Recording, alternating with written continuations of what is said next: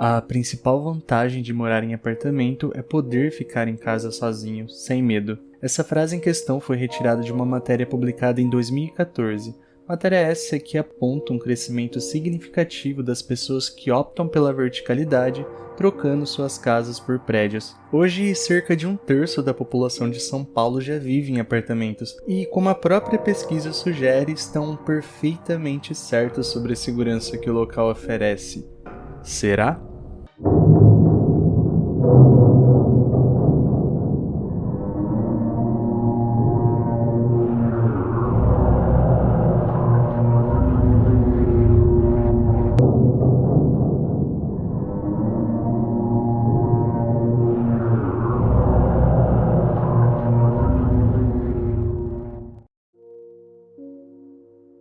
Ok, você deve estar se perguntando, afinal, o que há de tão assustador assim com apartamentos? E a resposta para essa questão é absolutamente nada, exceto no que diz respeito à nossa percepção para com esses ambientes.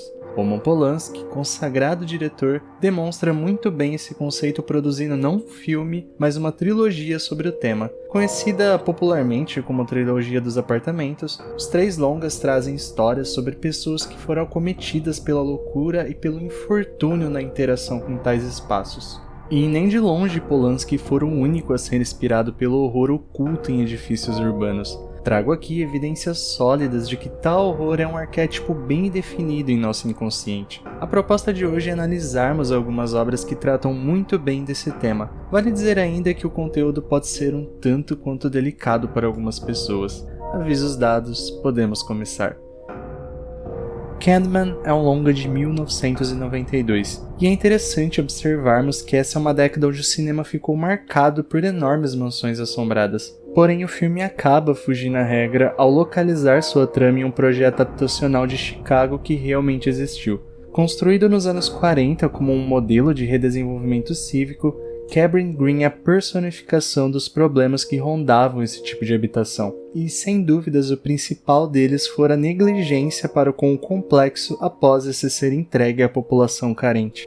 Por entre os altos edifícios dominados por gangues, violência, morte, segregação racial, miséria e abandono marcaram o cotidiano do lugar durante décadas, sendo inclusive evitado pelo restante da cidade. Vale dizer que até mesmo a polícia tinha um poder limitado naquela área.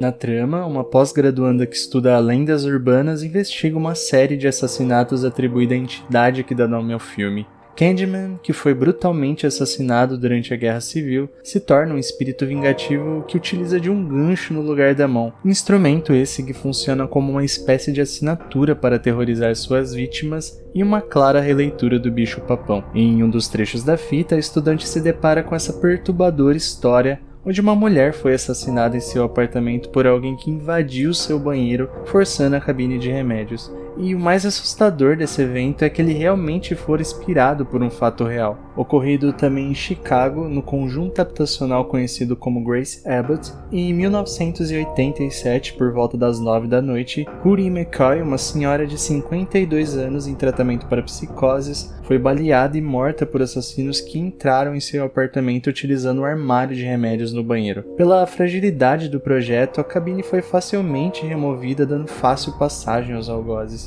A história desse evento macabro que inspirou o horror em Candyman está perfeitamente descrita no artigo de 87 Eles Entraram pelo Espelho do Banheiro, de Steve Bogura. Rudy Mae McCoy era do tipo que falava sozinha e amaldiçoava estranhos na rua. Quando ela ligou para o 911 para relatar que alguém estava entrando no armário de remédios de seu apartamento em Abbott Homes, ela poderia estar alucinando, mas ela não estava. Deixo linkado aqui nesse vídeo o artigo completo para quem tiver interesse na leitura. Apesar de todos os riscos, o diretor Bernard Rose fez questão de rodar sua fita utilizando a real Cabrin Green como cenário. Para tanto, ele precisou negociar com as gangues locais que o autorizaram a rodar suas filmagens, contanto que aparecessem no filme. E é nesse contexto extremo entre gangues e famílias de bem que simplesmente tentavam viver suas vidas em paz que surge no imaginário popular um espírito assassino que representava o horror cotidiano dos apartamentos esquecidos e evitados. É importante ressaltar que os arredores do projeto estavam cercados por bairros nobres. Logo, o tabu acerca do local cresceu e tomou forma nesse meio privilegiado, inspirando assim o medo pelos edifícios. O complexo foi totalmente demolido em 2011, mas certamente os fantasmas daquele lugar permanecem até hoje na mente dos que viveram por lá. Silent Hill 4 The Room é uma obra peculiar. A trama assimila muito bem a crítica oriental sobre o mal-estar social no Ocidente, e faz isso expondo seu protagonista Henry Townsend aos horrores do apartamento 302.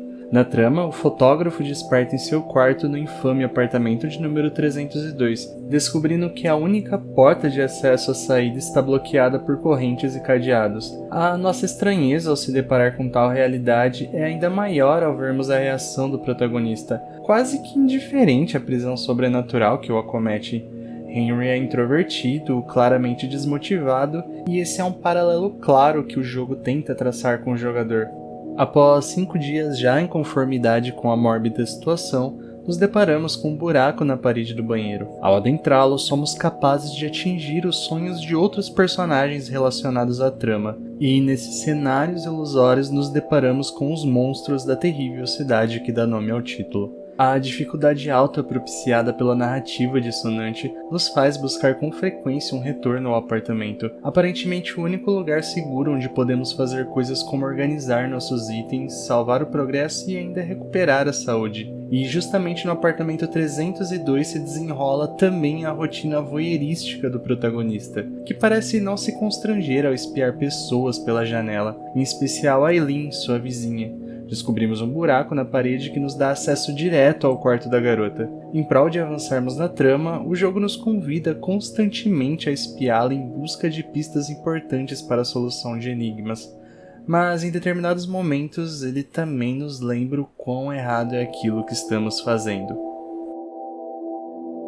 Conforme progredimos na história, o apartamento torna-se não mais seguro, e não só ele vai se deslocando da realidade, como o protagonista também o faz.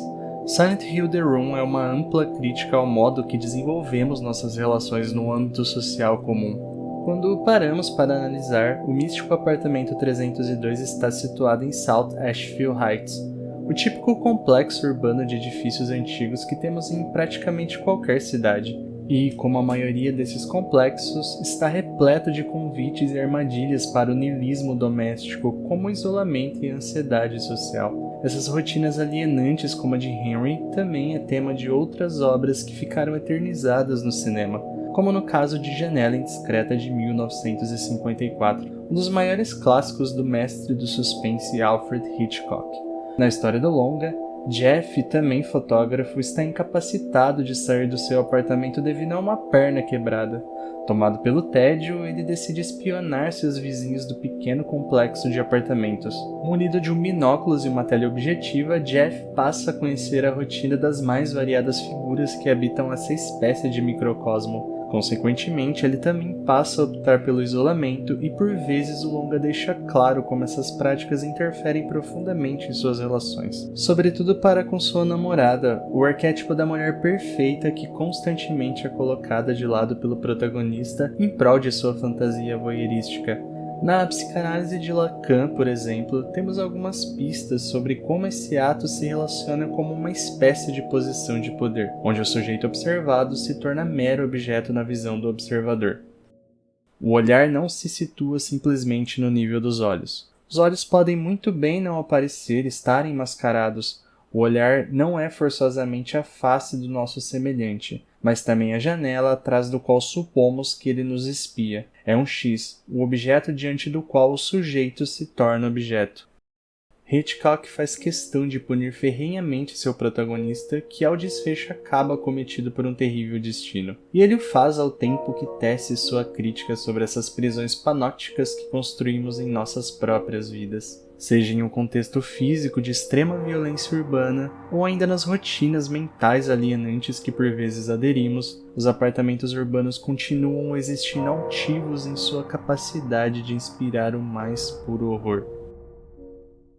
Bom, pessoal, agradeço pela paciência de todos e depois do longo hiato finalmente trago uma segunda temporada de vídeos ao canal. Portanto, se gostou do que viu, peço para que se inscreva e, se ainda possível, comente sobre o que achou. Críticas construtivas são sempre bem-vindas.